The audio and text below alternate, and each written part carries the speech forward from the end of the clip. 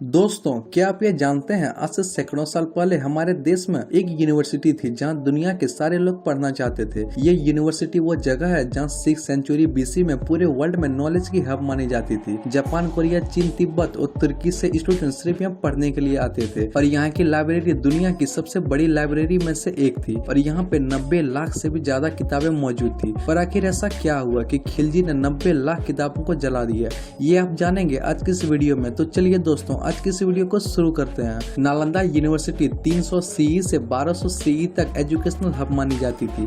ये यूनिवर्सिटी तब डेवलप हुई थी जब गुप्ता डायनेस्टी इंडिया को रूल कर रहा था। ये यूनिवर्सिटी दुनिया की सबसे पहली इंटरनेशनल रेसिडेंटल यूनिवर्सिटी थी।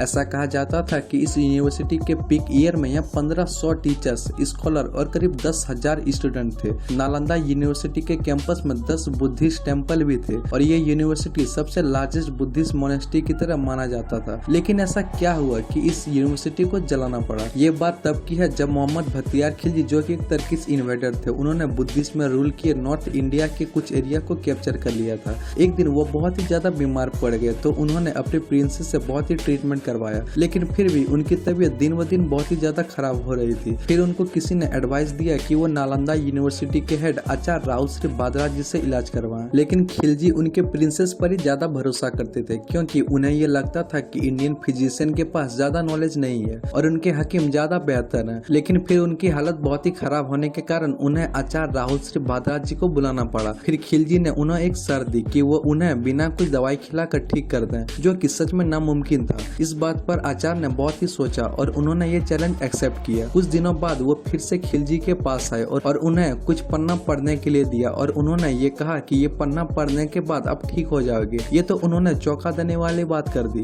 ऐसे कैसे कोई कुरान के सिर्फ एक पन्ने पढ़ने से ठीक हो सकता है? खिलजी ने आचार्य के कहने पर वो पन्ना पढ़ा और वो सच में बहुत ही जल्द ठीक हो गए क्योंकि आचार्य ने कुरान के कुछ पन्नों पर दवाई लगाई थी और खिलजी को भी वही पन्ने पढ़ने के लिए कहा, जिससे पढ़ते वक्त सूंघने से वो दवाई उनके नाक के थ्रू उनके बॉडी में चला गया और वो ठीक हो गए। खिलजी रिकवर होने के बाद वो शॉक हो गए कि इंडियन टीचर उनके प्रिंसेस से भी ज्यादा नॉलेजेबल है। ये बात उन्हें अच्छा नहीं लग रहा था कि इंडियंस इतने आगे कैसे निकल गए, जिसके चलते उन्होंने आयुर्वेदा और बुद्धिज्म के सारे रूट्स को बर्बाद करने का डिसीजन लिया और नालंदा यूनिवर्सिटी के ग्रेट लाइब्रेरी को जला डाला, जहां करीब 90 लाख किताबें मौजूद थी। और ऐसे ही हमने इंडिया का सबसे बड़ा खजाना खो दिया।